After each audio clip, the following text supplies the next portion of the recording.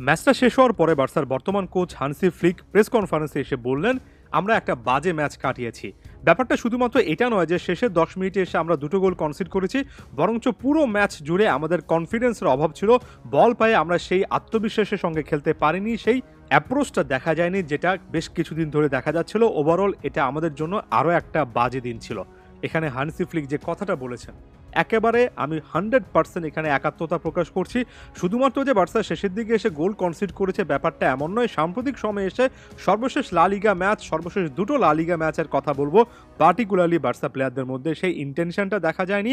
বল পায়ে বার্সা প্লেয়াররা যতটা বিধ্বংসী এর আগের ফেজটাতে ছিলেন, সেটা কিন্তু বার্সা প্লেয়াররা ক্যারি করতে পারেননি। এর আগের ম্যাচে সোসিয়েদাদের বিপক্ষে হারটা যদি একটা অ্যালার্মিং সাইন ছিল, এখনকার এই ড্রটা একেবারে ক্লিয়ার কাটভাবে এই জিনিসটা বলে দিয়েছে। দিন শেষে একজন কোচ আপনাকে ট্যাকটিক্স দেবেন, একজন কোচ আপনাকে হয়তোবা দুর্দান্ত একটা সেটআপ, একটা স্টাইল তৈরি করে দেবেন, তবে আপনি যদি সেটা ক্যারি করতে না পারেন এবং আপনি যদি সে ব্র্যান্ডের ফুটবলে রেগুলার নিজেকে মানানসই জায়গায় নিয়ে আসতে না পারেন, তাহলে বিশ্বের সর্বকালের সেরা কোচ এসেও কোনো কিছু করতে পারবে না।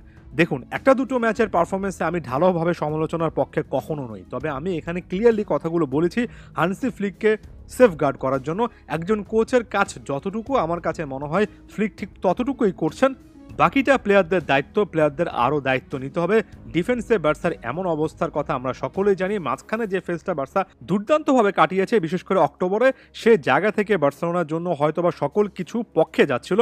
তবে যখন সকল কিছু পক্ষে যাবে না, তখন আপনার কোয়ালিটি আপনার পক্ষে আসলে কথা বলবে। এই মুহূর্তে বার্সার ডিফেন্স লাইনের কোয়ালিটি বার্সার পক্ষে সেভাবে কথাবার্তা বলছে না। জুলস কুন্ডেকে দিয়ে শুরু করি। রাফিনার গোলটাতে দুর্দান্ত একটা পাস, একেবারে চোখ ধাঁধানো একটা পাস জেনারেট করেছিলেন, একটা অ্যাসিস্ট মেকিং পাস।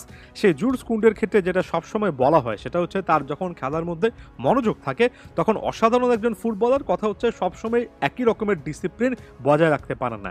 যেমন বার্সা কেন্দ্রিক একটা ওয়েবসাইটে আমি পড়ছিলাম, এমন ম্যাচের আগে, মাত্র কিছুদিন আগে জুলস কুন্ডে বলছিলেন তিনি ফুটবল খেলাটা আগের মতো উপভোগ করেন না। এখন এটা তার একটা জবের জায়গা হয়ে গিয়েছে এবং জবের জায়গা থেকে তিনি অনেক বেশি করে সিরিয়াসলি কাজ করার চেষ্টা করেন। তবে আগে যতটুকু এনজয় করতেন বর্তমান সময়ে এনজয় করেন না। বার্সা প্লেয়ারদেরকে এমন টাইপের মন্তব্য করতে, এমন টাইপের জীবন সংক্রান্ত আলোচনা করতে আমি এর আগে অনেকবারই দেখেছি। এমন মাইন্ডসেটগুলো না খেলায় কোনো না কোনো ক্ষেত্রে প্রভাব ফেলায়। একজন ফুটবলার হিসেবে আপনি যে অর্থবিত্ত যে পরিচিতি পান, তারপরে আসলে আপনি কতটুকু উপভোগ করছেন নাকি না করছেন, ব্যাপারগুলো কখনোই খুব বেশি প্রাইমারি ইস্যু হওয়া উচিত নয়।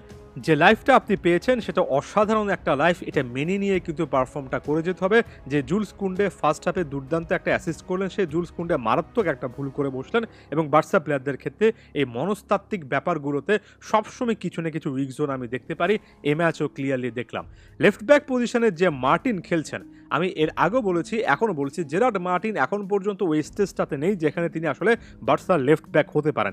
এই জায়গা থেকে এসে কিঞ্চিত সমালোচনা হয়তো আপনি হান্সি ফ্লিকেরও করতে পারেন, অথবা এটাও বলতে পারেন যে বার্সার কাছে বালদে ছাড়া খুব একটা বেশি অপশন নেই, তাকে বিশ্রামে রাখতে হলে মার্টিনকে নামাতেই হয়। এটা একটা সিগনিফিকেন্ট উইকনেস। মার্টিন কিংবা ওভারঅল এই ডিফেন্স লাইনকে কেন্দ্র করে আপনি হয়তোবা একটা মাসে দুর্দান্ত পারফরমেন্স আশা করছেন, তবে লং টার্ম ধরে এই ডিফেন্স লাইনটাই আপনাকে ট্রফি এনে দেবে, সেটা আশা করাটা যে কিছুটা হলো অমূলক, সেটা স্পষ্টত এই ম্যাচে কিন্তু আমরা দেখেছি। ম্যাচের টার্নিং পয়েন্ট ছিল মার্ক কাসাদোর রেড কার্ড দেখা। তিনি যখন লাল কার্ড নিয়ে মাঠ ছেড়েছেন, তারপর থেকে বার্সা একেবারে খেই হারিয়ে ফেলেছে। তবে আমি বলবো তার আগ মুহূর্ত পর্যন্ত ওভারঅল কন্ট্রোল নেওয়ার যে ব্যাপারটা, সেটা কিন্তু বার্সা করতে পারেনি। এটা এমন একটা ম্যাচ ছিল যেখানে লেভানডফস্কি অনেকটা ইন্ডিভিজুয়াল ব্রিলিয়ান্সে একটা গোল পেয়েছেন, তারপরও বার্সেলোনা কিন্তু ম্যাচটাতে সে প্রাধান্য বিস্তার করার জায়গাটা খুঁজে পায়নি। যারা খেলাটা দেখেছেন শুধুমাত্র তারাই কানেক্ট করতে পারবেন হান্সি ফ্লিকের সাথে। ওই যে বললাম, বার্সা দুটো গোলও পেয়েছে, শেষের 8-10 মিনিট বার্সার পক্ষে নেই। এই জিনিসটা যদি আপনি বাদও দেন, বাকি সময়টা তো যে একেবারে ফুল কন্ট্রোল বার্সার কাছে ছিল, ব্যাপারটা এমন নয়। মানসিকতা এখানে একটা পরিবর্তন, একটা ড্রপ দেখছি, টেম্পোতে একটা ড্রপ দেখছি।